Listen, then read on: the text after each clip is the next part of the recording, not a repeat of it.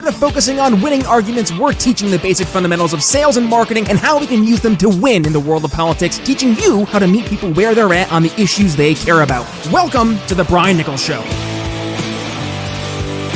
Happy Thursday there, folks. Brian Nichols here on the Brian Nichols Show.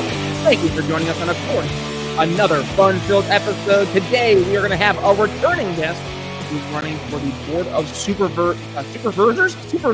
We'll get that right, over in Kern County. But before we get there, we're going to go ahead and talk about today's sponsor, the Expat Money Summit 2022. Head to briannicholsshow.com/expat, where you can sign up for this free virtual summit November 7th through November 11th. 5 days, 30 expert speakers. Watch for a week. Reap the benefits for generations. Join us and, yes, our friend Mikhail Thorpe from the Expat Money Show and the Expat Summit. And you'll be able to check out the Expat Money Summit 2022 at briannicholsshow.com/expat. Folks, today on the program, as long as I can get the word out right, for Kern County Board of Supervisors, District 2, returning to the program, Kelly Carden. Welcome to the program.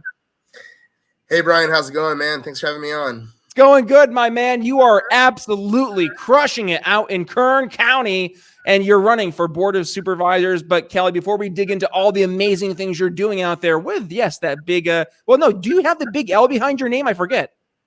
I do have an L. I mean, it's a nonpartisan race, but everyone's reporting me openly as a libertarian. Like, I make them talk about it. You know, it's not just about building myself as a candidate. It's about growing our party, making sure that people are noticing our party, know that it's alive and doing well, and that it is growing and gaining attention. I mean, man, the support that I'm seeing is completely across the political spectrum. At one point, I was at a car show over the weekend. I had 2 Democrats and a guy who was like pure libertarian and a Republican, and I was talking to all of them about the same issue with the same kind of response, and they all were like, "Yeah, we're voting for you." Well, there you go, because you're speaking to what we're going to talk about today. That is, and the audience can say it along with me, meeting people on the issues they care about, right? Meet people where they're at. Come on, let's do it, folks. And this is something that we've talked about in the past, and we're going to dig in this today, Kelly. But let's quickly, before we dig into what you're discussing with the voters, let's have a chance for you to reintroduce yourself to the audience, and of course, to the new members here of the audience of the Brian Nichols Show. Yeah, Brian. So thanks for that again. My name is Kelly Carden. I've lived in Kern County, California since I was 9 months old in 1986. I'm actually a 3rd-generation Kern County resident. I decided to run for office when everything got really expensive in the middle of the pandemic, and I figured that was a good place to start, right? I got quoted in the paper. People started messaging me just the issues. Hey, Kelly, nobody else is, taking care of listening to us or taking care of us, so why don't you? And I got hooked up with the Libertarian Party, and I decided to run for office. Matthew Butts actually helped me kind of focus on an office that I wanted to run for, and we picked the Board of Supervisors. And after talking to my neighbors, we realized that it was kind of ripe for the picking, that there's the incumbent who has been there for 12 years, has a lot of negative name recognition right now across the political spectrum. And we said, hey, let's go for it, and we've been running a grassroots campaign. I mean, like old school, like I've played a lot of bingo and I've eaten a lot of dinner with seniors. I've been at car shows and fairs and craft fairs, and I've had a booth where people can just sit and talk with me. And just hearing what they have to say and being able to meet people where they are, like you said, and seeing that, okay, they're so tired of why not try something different? And so it's been pretty cool, just a cool experience over the last year. I've spoken, I don't know, anywhere from 75 to 100 times at different events. I mean, it's been pretty cool. And just a couple weeks ago, we actually had a debate that was aired on NBC. And it was myself and 2 Republican opponents. And it was awesome. I mean, it was such a good time that the incumbent hasn't shared the debate on his own social media. You that's how you know it's good, when the guy that's the incumbent won't even share it. Wow, that's fantastic. Good work, Kelly. We've actually had people post it onto his comments and like into his own post, and they get removed. Get out of here. He's that embarrassed by it. Yeah. No kidding. Oh, by the way, that's fantastic marketing. Good work there. Yeah, it's great, man. It's wild. Well, Kelly, let's now talk about your running for Kern County Board of Supervisors, and specifically the why. Right now, you mentioned the why in terms of people reaching out to you saying, "Hey, we need somebody to be an alternative to what has been really, in this case, a establishment, just individual completely isolated from reality." I think we've seen this across the board, especially the past 2 years here with the pandemic. Those individuals who are making the laws and have to live in their own little world, whereas the real folks out here, we have to live with the laws that they're creating. But let's go towards those specific issues that you're going to be tackling head on. And I know just by a quick glance at your website that, and you kind of mentioned it a little bit here already, and that is number one, term limits. Talk to me about why term limits is such an important issue to you and why it's made the top of your website as one of your most focused issues in your race there for Kern County Board of Supervisors.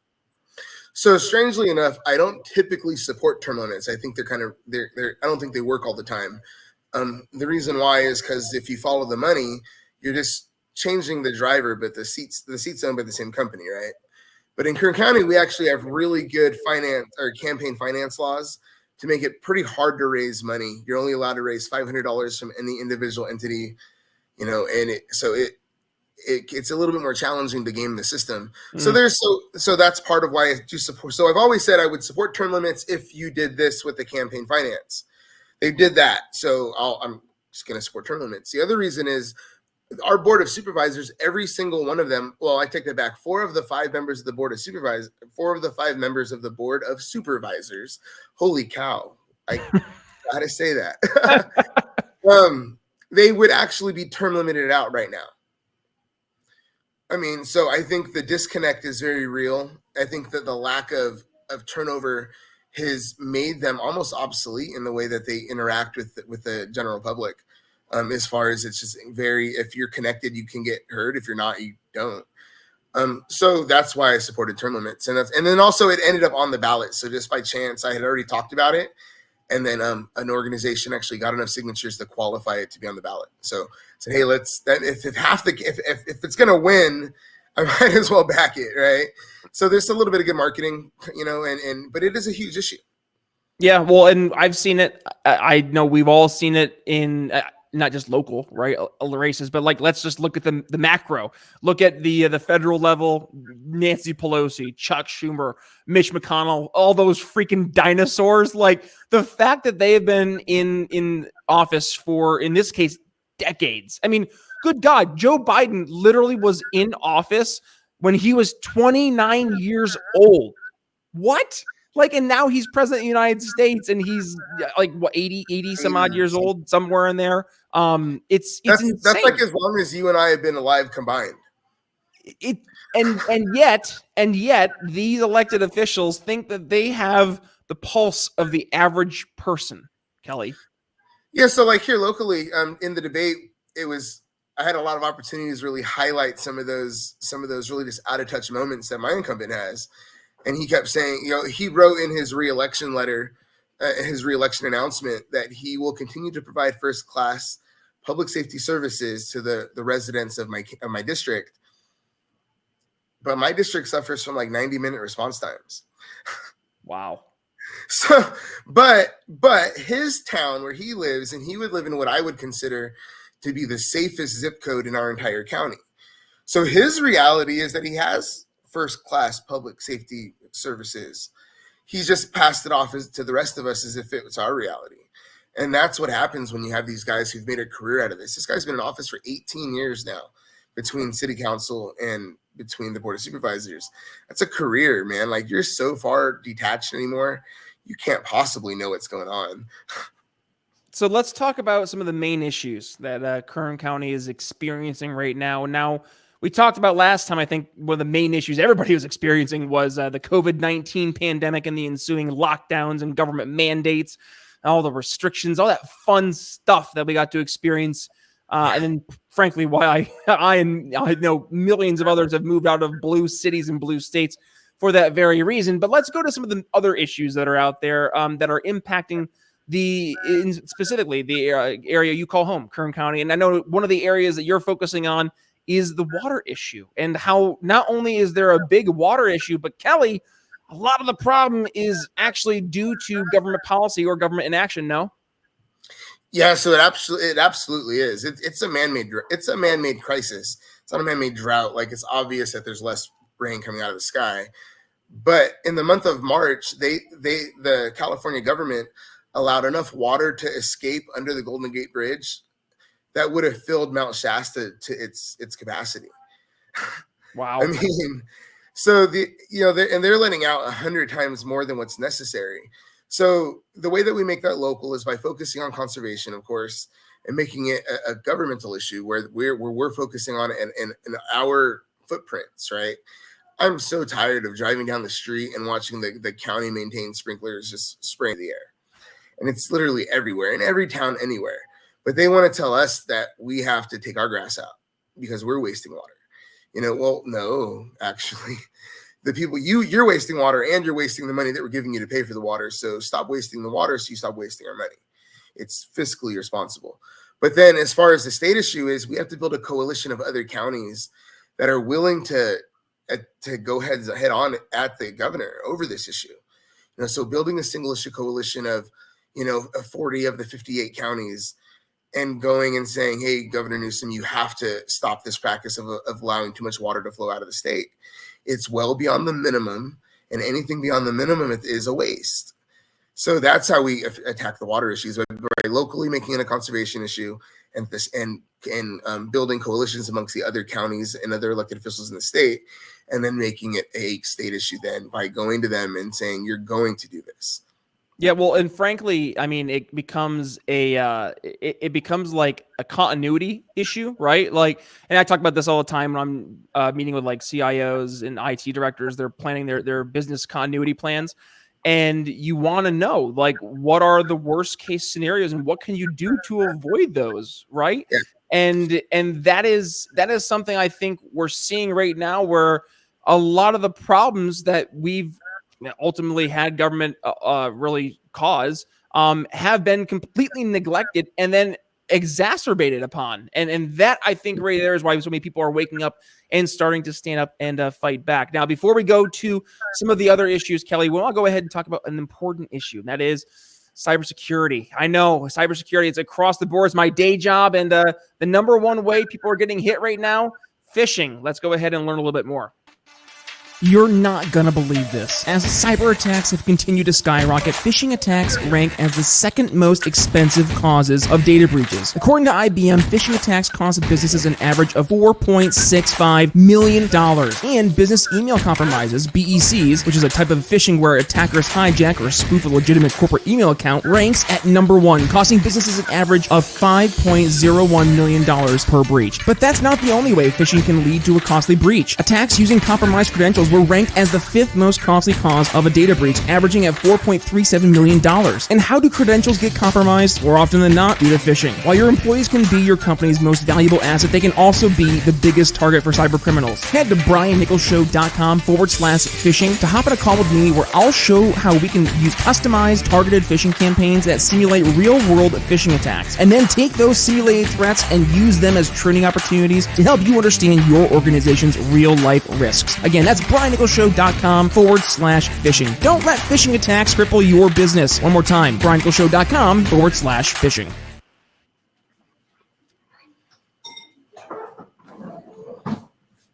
It helps if I unmute myself. No, true story. I actually saw a story today. I actually heard firsthand a story today from one of my prospects about a very sophisticated phishing attack from one of their old jobs that turned into a ransomware attack. $600,000 per day they're losing from a ransomware attack. Absolute insanity. But that's a drop in the bucket if you look at the cost of what a home would be out in California. And my God, Kelly, the cost of home has been increasing not just across the United States, but you look specifically those really blue areas, it seems to be getting more and more expensive. Talk to us about the increasing home costs in Kern County. So it's just gotten so expensive. Kern County used to be great. I bought my house in 2013, I think, for like $95,000. and it's gone up quite a bit, but it's the rest of the market's gone up so much faster that I wouldn't ever hope to sell it and move into anything else. So the way that we address those housing issues are by, first off, working on relaxing the local regulations around housing costs. First off, the fees associated specifically, we can waive those to help encourage home building and help flood the market. Letting home builders use alternative materials, shipping containers, mini homes, other kinds of things. And then again, unfortunately, in California, the reality is the state sucks. There's not much other way to say it. The state is terrible on this issue. And you mentioned it earlier. They've tried to do good, and by trying to do too good, they've made it so much worse than it could ever hope to be. And so it's going to again be fighting with the state, building that coalition of other counties that are willing to say, "Hey, Governor Newsom, this isn't working. Like, you have to lessen these regulations on the cost of new home building, on the requirements that are driving costs way up, things like solar, on every home now. It's insane." And then they're even trying, so they wanted every home on solar, but now they're also raising the Solar Connect fee. There was a protest in downtown, actually it's going on right now in downtown LA about it. And it's like, man, they try to get you everywhere they can. Yeah. Well, and then the question is, how much of it is actually do good policy, and then how much of it is extortion?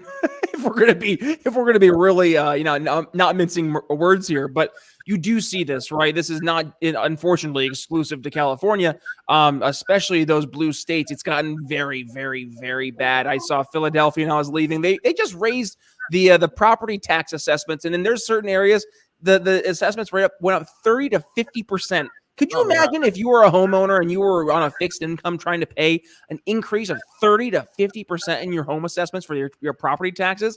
Absolute insanity. It's not viable. And yet you see, especially, and this is the part that drives me crazy, Kelly. You've had all these blue states who have been able to go out and tout how great their economic prospects were, how much money they had in the bank after all the money they were given over the past 2 years from government and government handouts, and then also with the tax revenue. And now they have the audacity to go out of their way and try to nickel and dime whenever they can, when we're facing one of the biggest inflationary crises we've experienced in the past 40 years.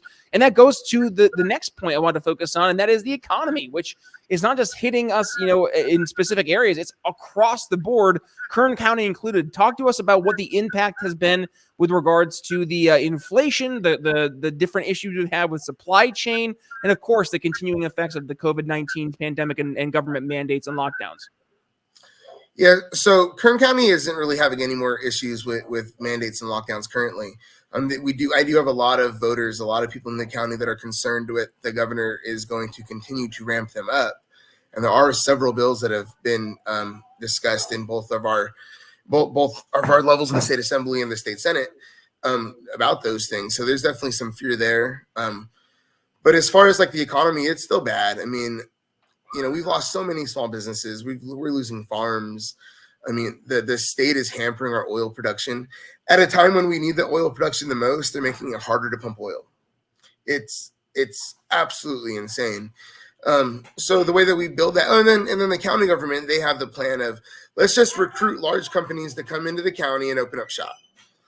Of course, then they send those profits back home to wherever they're from. They don't reinvest them locally, but whatever, they don't care. I mean, it looks good on paper, versus where I think we should be making it easier for small businesses to open. Again, we can be relieving fees, right? We can be expanding. We have micro grant programs that'll give people a little bit of money to help them with some of the COVID issues that they've had over the last couple of years. We should expand that to first-time entrepreneurs and people who lost their businesses to COVID, and let our small businesses come back. They fill our storefronts, which, I mean, and they employ people. It's like it's immediately fixes so many more things. It's a faster way to fix the economy. But again, like with oil, I've told people that we're going to have to approach the governor from a position of strength. We just had a lawsuit dismissed that our county filed against the governor. And the problem is it was just us. We should have had every other county that produces oil should have also been on there with that lawsuit. I mean, build some pressure. Like, but they can't do it because everyone in California is so heavily divided politically, is so partisan that, when I go out there and I'm able to talk to everybody, and I think that's the game changers. We need somebody somewhere who can talk to everybody. And so if I make it in, then you have me, Jeff Hewitt, and then I think there's another guy, Brian Kelly, from another county. He's this Libertarian. That's 3.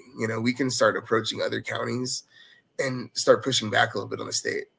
Yep. Well, and we talk about this in sales, how to eat the elephant one bite at a time. And Kelly, that's what we're doing here in our local elections, in our state elections. We're taking steps one at a time. We're getting there, and we're starting to make a difference. And if we want to keep on making a difference, well, rumor is the election is literally just around the corner. We're airing this today on June 2nd. Kelly, next Tuesday, June 7th, you have an election. It is technically a primary, but rumor is that you could actually go ahead and be claimed the next Kern County Board of Supervisors winner. Is that true based on the election results here on Tuesday? Yeah, so in Kern County, we have an open primary, and it's a top 2, so top 2 finishers go on to the next level.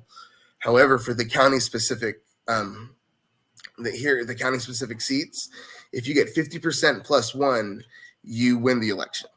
So we could have a winner next Tuesday. It could be me. I've done the work. I did the debate. I had plenty of media appearances. But in the end, it has nothing to do with me. It has everything to do with the people of Kern County, those that have supported me here locally, as well as amongst the Libertarians all over the country that have pitched in. It's about you guys. It doesn't matter if I win or lose. What matters is that we push liberty forward, and that's what I'm hoping to do. So at the end of the day, Kelly, I think your average person is waking up or seeing this. And I always talk about the average person. I'm sure the audience is saying, Brian, we get it. But I think we have to revert back to who is it we're speaking to. We're not speaking to select target groups of people. We're not going after hyper-partisan groups of people. We're going after, at the end of the day, your average person. And that's exactly who we need to make sure we're focusing on. And I think that's exactly the beauty of your campaign. You are going out and you are quite literally speaking to your average person. And guess what? That matters. That means something to those people. So I appreciate you for doing that, Kelly. And do us a favor. We want folks to be able to go ahead and support the campaign. Yes, June 7th is the election, but where can folks go learn more about you? They want to dig into more about your platform. And of course, I know it's towards the end of the election here. You're not going to like it, but the sales guy in me won't let me not do it. If they want to go ahead and support your campaign financially, where can they go ahead and do that? You can go to the website. It's www.carden4kern.com. www.cardenforkern.com. You can go on there. There's a whole bunch of information. You can send me emails. There's pictures. There's other media appearances that I've had. I believe the debate is posted there. Watch it. If you're a Libertarian candidate and you've not had a debate yet, and you want to see how you can shake the right, at the very least, the Republicans, go watch that debate. I mean, I really thought I did a great job. I was a little underdressed. I brought a suit coat, but it was too hot. I wasn't going to do that to myself. So, don't do that to yourself. I would have been so uncomfortable that it wouldn't have made sense. I mean, I was sweating bullets as it was. And so I've had some hate on that. People say, well, you got to wear a suit. I wanted to. I was dying.